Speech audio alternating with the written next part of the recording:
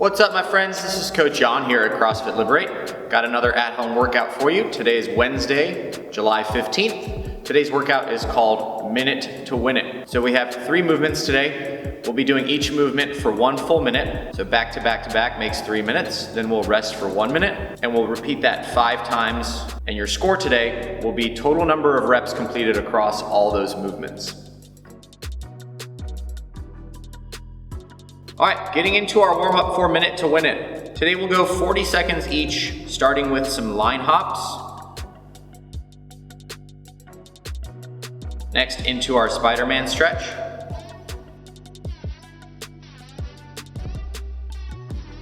Then we'll grab our odd object and go deadlifts between the legs here. Next, we'll hop into some slow air squats. Then we'll head to a front plank and hit some mountain climbers. Next, we'll take that odd object and hit deadlifts with a single arm, 20 seconds per side.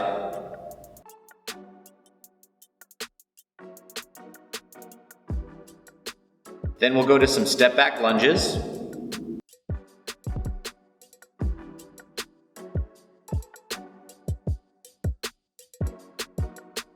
Next, frog hops. So just the top half of that burpee, keeping those arms straight.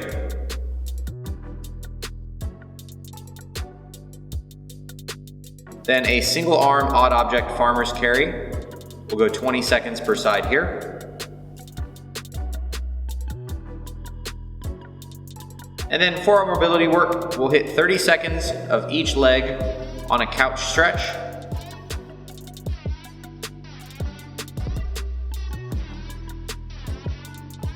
And then stand up nice and tall, head to a wall, and stretch out those pecs 30 seconds per side.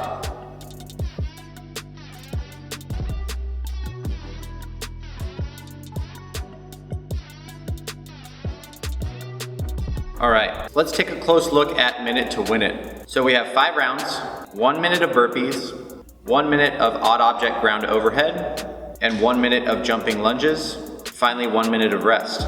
So we'll work for 3 minutes and then rest for 1 in this 5-round interval workout. Your final score is going to be the total number of reps completed. You'll want to jot down your reps completed in the previous 3 minutes during your rest period. Add them together at the end of the WOD for your score. On the burpees, these are going to be standard burpees where your chest and thighs touch the floor in the bottom, and you can jump up or step up off the floor. You'll want to finish each rep at full extension with some air under the feet and a small clap overhead. For the odd object ground to overhead, we're going floor to overhead in 1 continuous motion. You can pause at the shoulders on the way down, but not on the way up. Choose a light to moderate weight here that allows you to move big sets without long rest breaks. If you're on the fence, lighter weights are better as they'll keep you moving. For the jumping lunges, you'll want to alternate legs on each rep as each rep counts towards your set. The back knee should touch the ground at the bottom of each rep, and you'll want to jump to full lower body extension between the lunges. And as always, friends, further movement subs and modifications are in the video description below. All right, our movement focus for Minute to Win It today, starting with our jumping lunges, we'll want to be thinking about going straight up and down. We're used to moving forward in a walking lunge, but these jumping lunges are designed to be vertical. To stay in one place, think of creating footprints on the ground that you can target with the feet on each rep. Make sure the weight is equally balanced between the front of the foot and the back of the foot. For your odd object ground to overhead, let's focus on the elbow position here. In the overhead position of the ground to overhead movement, we're looking for a straight arm with the elbow by the ear. This stacked position allows you to support the weight from the strongest possible position, an externally rotated shoulder. With our burpees today, let's focus on the feet and keeping the shoulders back. For efficiency in the burpee, it can be helpful to keep the feet outside of shoulder width. This allows for a quick drop to the ground and a quick pop back up. This can also make it easier to keep the heels grounded when getting off the floor. Common fault here is landing in the toes. Jumping or stepping the feet wide enough so they land outside the hands is the goal. And then with these being regular burpees, let's nail the full range of motion. At the top of each rep, let's ensure we are pulling the shoulders back to finish in a stacked body position. It is common here to leave the shoulders forward of the hips.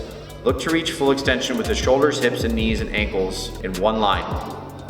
All right, so some strategy advice for Minute to Win It. Consistency is really the name of the game here. While our score is the total number of reps completed across all 5 rounds, I want you to think about it a little bit more like, what is my score gonna be on my lowest number of reps across those rounds? What I mean to say by that is, we can plan for our round with the least amount of reps. We might exceed some expectations and get better scores across all 5 rounds today. Now, with there only being 1 minute of rest, we need to be smart about how we approach these intervals. What I would recommend to you is choosing about 45 seconds of work across that 1 minute of work interval, and taking about 15 seconds, take some big deep breaths and transition to that next movement. This consistent kind of work-rest ratio is gonna really pay off across these 5 rounds. All right, y'all, make sure you get after this workout with some intensity. As always with CrossFit, we want to bring some intensity to our work. Make sure you're tracking your scores as well. We always want to be showing some progress over time. And then if you're planning on coming back to the gym, can't wait to see you in person.